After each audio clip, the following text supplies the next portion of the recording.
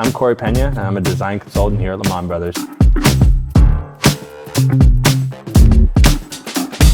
So today, I want to walk you through a kitchen remodel that we did here in Portland, where we relocated a kitchen and added an addition. And I want to show you guys all the unique features about it.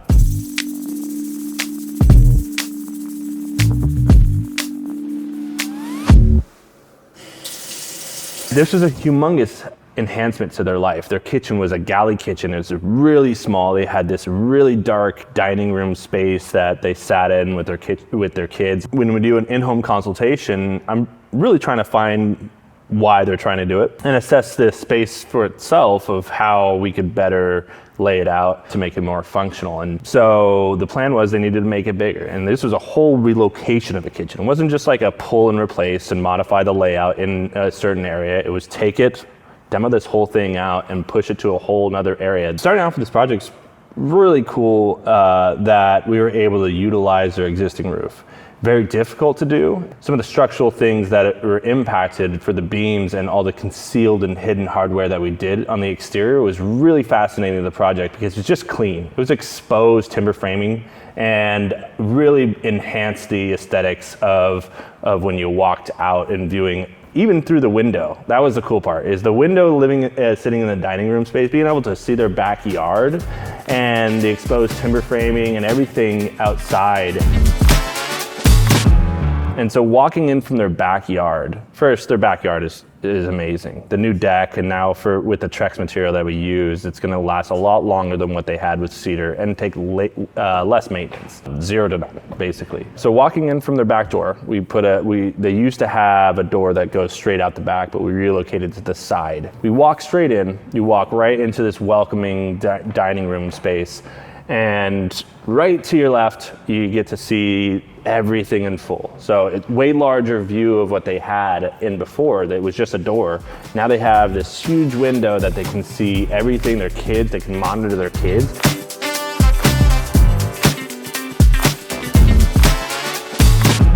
Their island's about a 4x6 in size, and that's not a small island by any means. Generally speaking, you could go a lot smaller than that, and I've done it on a lot of projects, but this one we wanted some sitting room so that, you know, your kids could sit there, even help you food prep. So this really welcomed that activity for the kids. With that large of an island that added more seating space, they had this big dining room table. You could fit about 9 people in their kitchen to eat a meal. One of the cool things outside of that, you know, you turn the corner, you got this beautiful sink and this beautiful view that we installed these 3 operating panels to, so you can open it up and just get a breath of fresh air and see this hidden garden that they never got to see. It really pulled all these nice greens from the space tied into the tile, because the tile isn't on the other side of the room. So, but it wraps around in full height all around that window.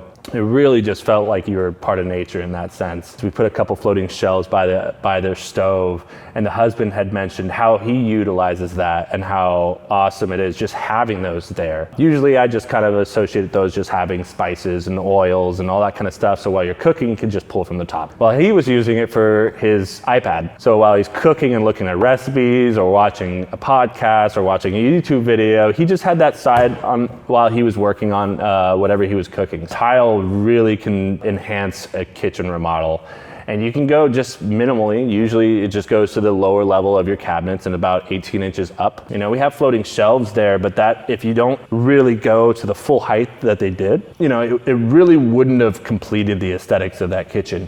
And in turn, like, they could have just stopped there. They could have had an accent wall around the hood, but they carried it around to the window because it really brought in colors of the scenery outside. It's not just a plain green tile.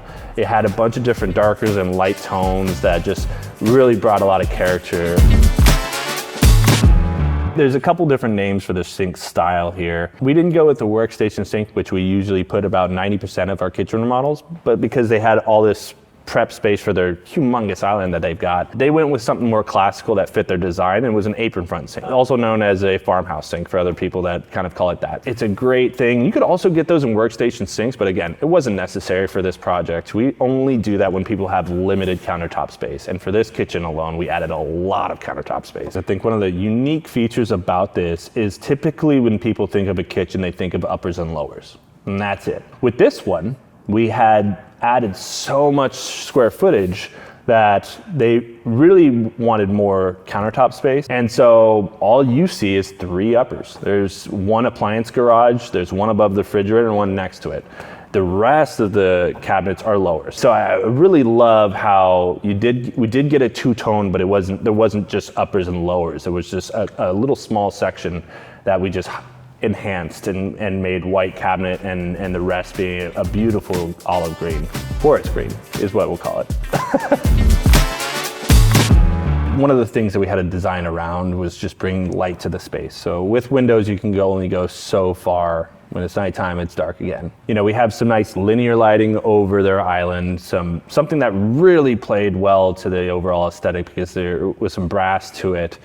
And actually touching base on that, I think the hardware is, people think of brass or they think of gold and it's really, really bright, but we dulled it down a little bit on that selection. With their linear light and their hardware on their cabinetry, we tied and pulled colors to other areas of the space. On the ceiling, we didn't just go with the typical wafer light. So the wafer light is a slim light that can really be placed anywhere. So you're not having to just kind of place them in between joist bays. They can almost house directly on top of them. You know, we wanted also something that set the mood. So there's a night light feature to it as well. So you've got your regular LED light that shines during the brightest times that you need it.